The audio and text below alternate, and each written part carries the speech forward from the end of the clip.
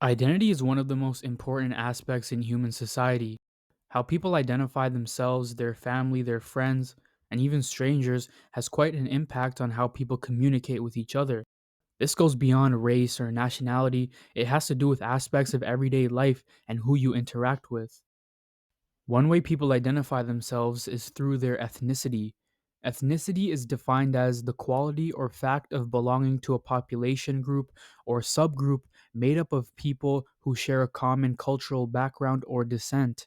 Ethnicity is based on how a group identifies themselves, how they view themselves and their community.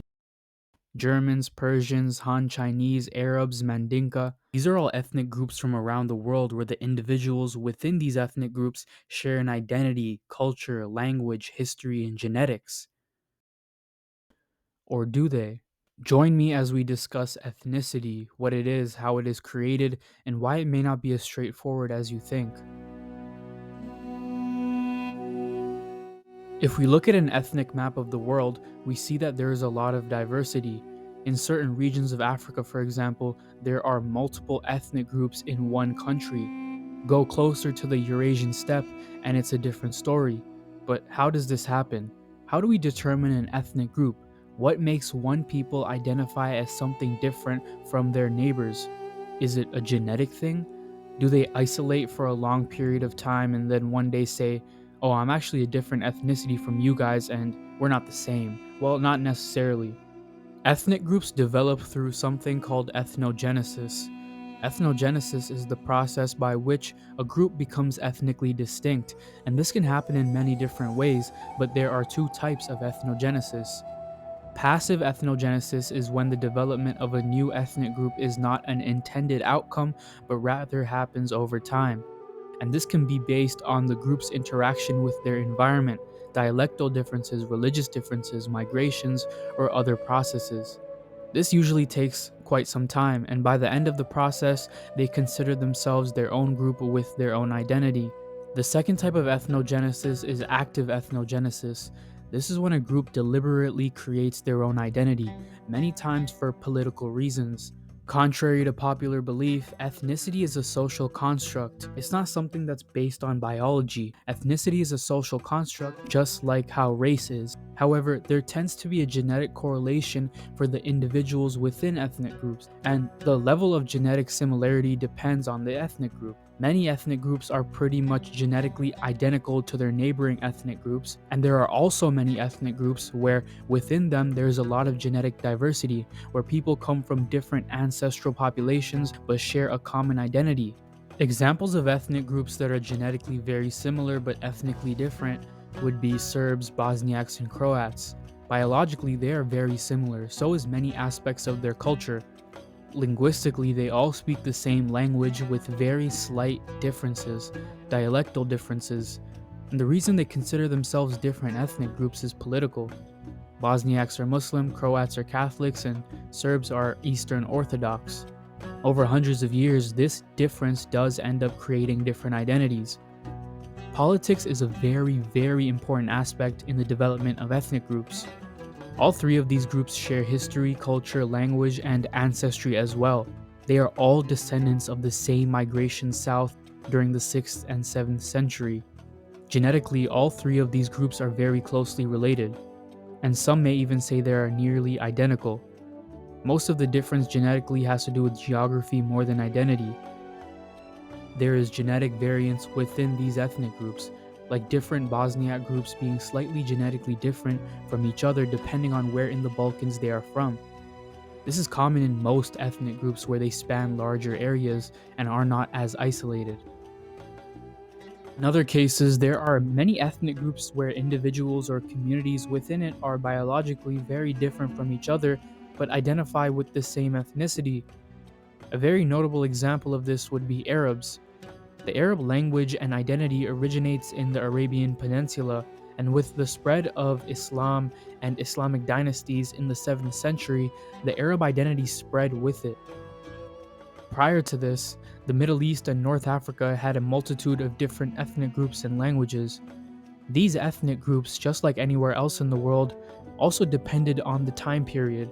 The ethnic groups that existed just prior to the spread of Islam were different than the groups that existed 1,000 years prior to that.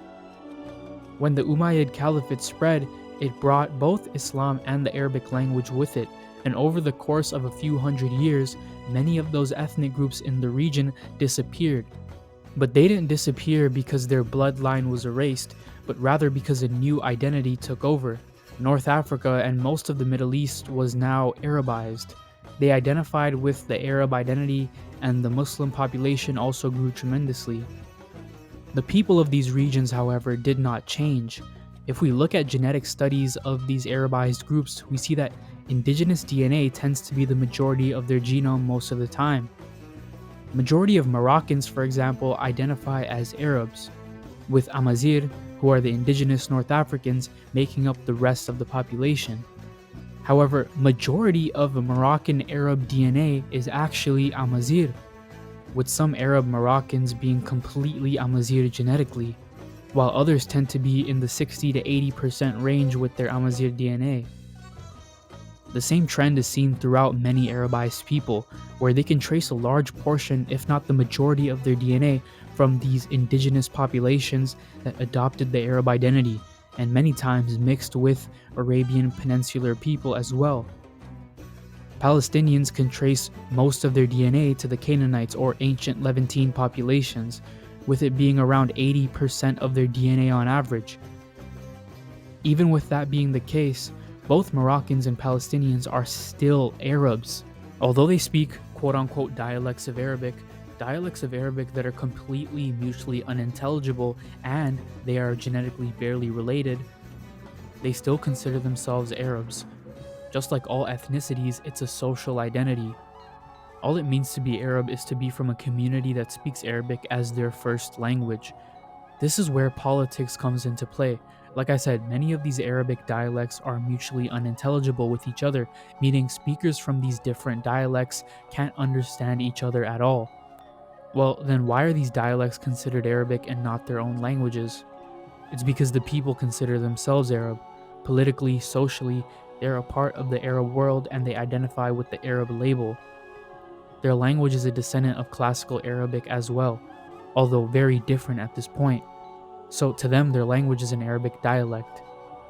Just like how many of the languages in Italy are their own languages, but as they identify with the Italian people, they consider them different dialects of Italian rather than different languages. Maltese, spoken on the island of Malta in Europe, is also a descendant of classical Arabic. However, the people don't consider themselves Arab. Well, why is that? It's because their nation is Roman Catholic and they don't identify with the Arab world. They consider themselves Southern European. They never maintained the Arab identity after the Arab rulers left. Maltese is actually a part of the Maghrebi branch of Arabic languages, meaning it's related to all the Arabic dialects of North Africa west of Egypt.